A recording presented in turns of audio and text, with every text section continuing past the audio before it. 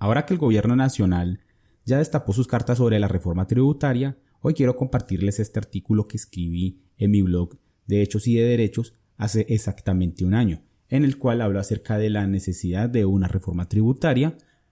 en el contexto actual de pandemia. Esto lo escribí justamente cuando estábamos encerrados y quiero compartirlo con ustedes como quiera que hoy más que nunca es relevante. Además, como un pequeño recordatorio de que hace exactamente un año nosotros estábamos enfrentando esta pandemia con total desconocimiento de lo que se nos venía o de lo que nos corría pierna arriba, como se dice vulgarmente.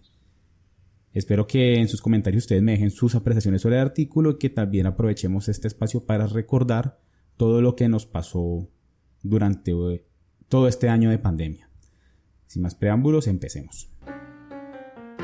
Hola, esto es De Hechos y de Derechos Radio, un podcast que te informa sobre el maravilloso mundo del derecho. Se habla de derecho para abogados y no abogados, con Juan Carlos Muñoz Montoya, abogado egresado de la Pontificia Universidad Javeriana, conciliador en insolvencia de la persona natural no comerciante y especialista en gestión tributaria de la misma universidad. No olvides suscribirse y darle me gusta a este contenido para apoyar al creador.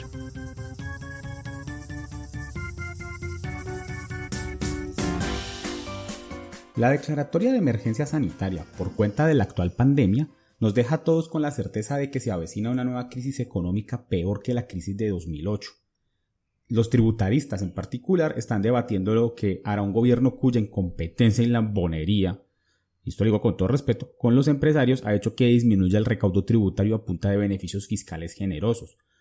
bajo que, por cierto, se preveía para el año 2020. La respuesta casi que unánime parece ser que va a haber una nueva reforma tributaria en la cual se puede aumentar los impuestos o se pueden crear unos nuevos de carácter temporal, que después se van a volver permanentes, como pasó con el 4x1000. Sin embargo, si consideramos lo sucedido en otra emergencia declarada por el gobierno colombiano y la misma crisis económica sobreviniente, tal vez esto no sea necesario. Es inevitable pensar en una reforma tributaria si consideramos que el Estado colombiano nunca ha logrado sostenerse solo con impuestos.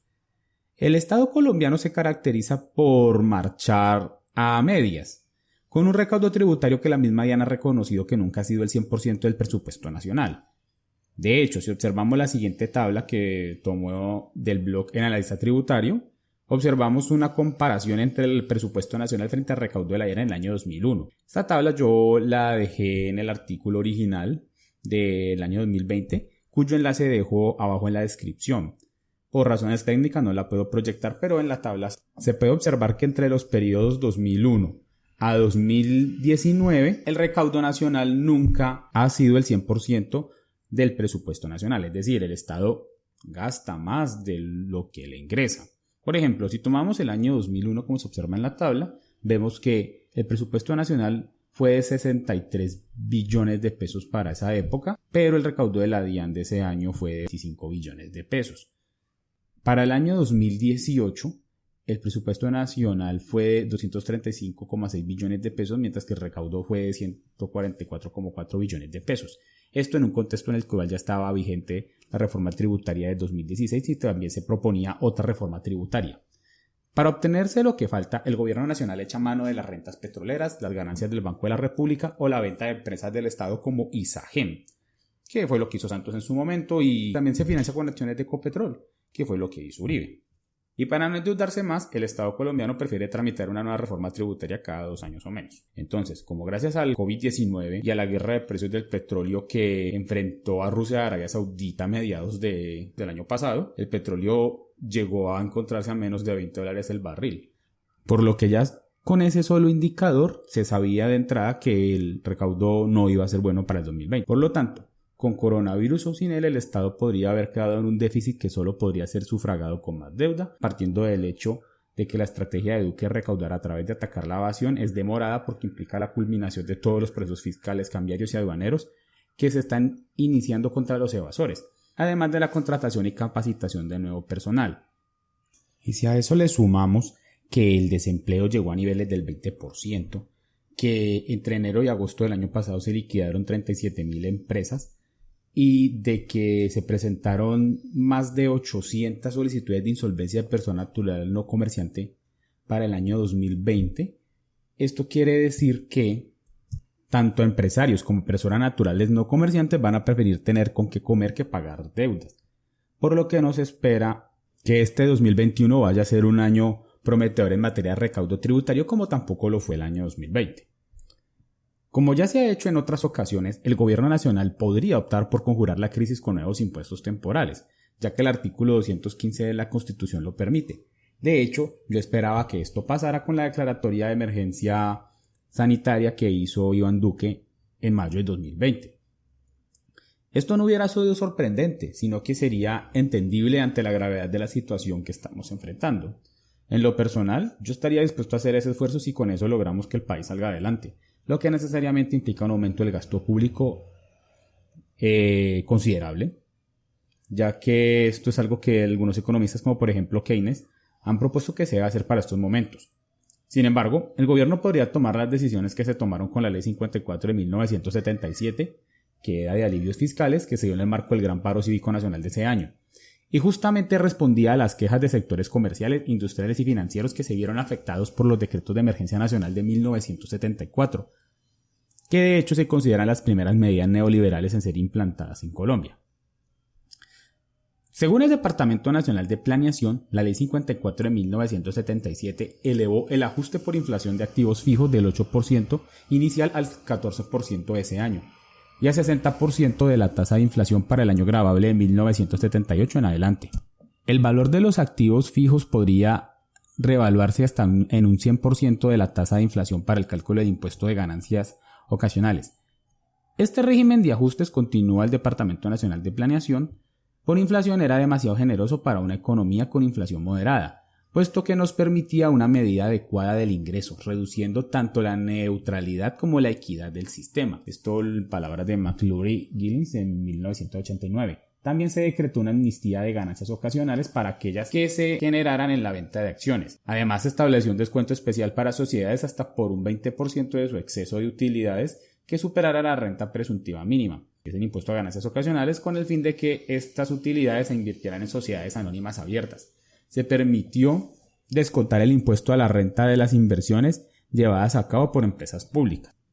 Ahora, en el artículo 11 de esta reforma, se permitió que el contribuyente demostrara que su renta presunta había sido menor por motivos de fuerza mayor,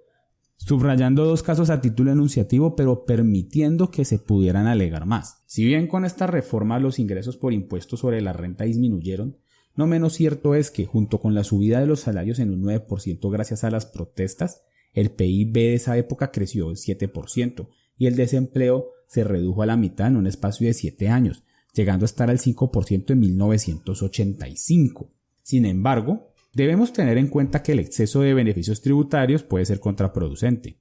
De hecho, en el marco de una emergencia económica, nacieron las leyes 9 y 14 de 1983, que redujeron la tasa marginal máxima del impuesto sobre la renta en 7 puntos, además de que con el decreto 3541 se creó un IVA con la única tasa del 10%, pero extendida a más productos de los que estaban grabados antes de la emergencia económica de ese año. En palabras de Guillermo Perry,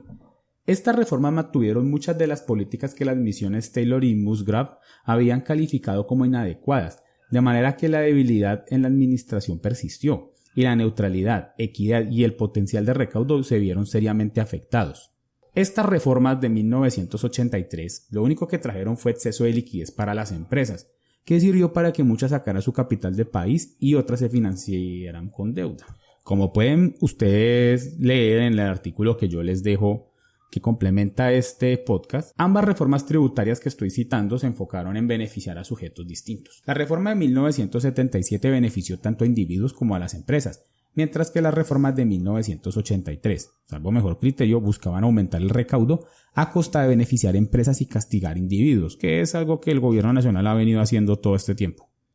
El resultado es que con la primera reforma el PIB creció y se redujo el desempleo, pero con la segunda estos indicadores no mejoraron y el recaudo de IVA e impuestos sobre la renta se mantuvieron estables, por lo que las reformas de 1983 no tuvieron el efecto deseado. Es claro entonces que va a ser necesaria una nueva reforma tributaria, pero el gobierno nacional va a tener que partir del reconocimiento de los hechos ocurridos en la historia pasada, sobre todo frente a la reforma tributaria de 1977, y debe decidir en qué es lo que quiere para el futuro del país y qué es exactamente lo que quiere estimular de la economía ahora que estamos ante una crisis que es mayor a la crisis de 1998 y que ya se considera la peor crisis que ha enfrentado el país en décadas. En mi opinión, el gobierno nacional puede optar por reducir el tamaño del Estado y estimular el crecimiento de la economía en su conjunto con mayores beneficios tributarios, tanto para las personas jurídicas como para individuos, lo que, como ya vimos, podría aumentar el consumo y el PIB. O puede seguir básicamente por el camino de tapar su hueco fiscal con otro impuesto, mientras sigue beneficiando a empresarios sin exigir una contraprestación, supuestamente para que estos estimulen la economía. Como el ejemplo que ellos tienen, los neoliberales tienen de que supuestamente esto es como un pastel al que le va cayendo el glaseado a las otras capas y así mismo queda todo cubierto. Como ya hemos visto en libros como El Capital en el siglo XXI, este tipo de beneficios fiscales para las empresas y para los ricos en general no tienen los estímulos en la economía que el gobierno desea. De hecho, lo único que hace es crear mayor desigualdad. En conclusión, el gobierno nacional solamente va a obtener los resultados que desea, así sea por corto tiempo, de una sola forma, y con los ejemplos que hemos visto aquí vemos que es más que obvia. Si este podcast te gustó, no olvides suscribirte y darle like y pulgar arriba para que pueda hacer más videos así. Te pido que por favor compartas este podcast con otras personas a las que pueda interesarle. No olvides seguirme también en mis redes sociales, Facebook, Instagram y TikTok, donde podrás encontrar contenido que quizá te pueda ser de utilidad. Gracias por escucharme y les deseo a todos ustedes un excelente día o noche, según el momento en el que estén escuchando este podcast. Soy Juan Carlos Muñoz Montoya, abogado egresado de la Universidad Javeriana, especialista en gestión tributaria y conciliador en insolvencia de la persona natural no comerciante, y les agradezco a todos ustedes la participación en este espacio.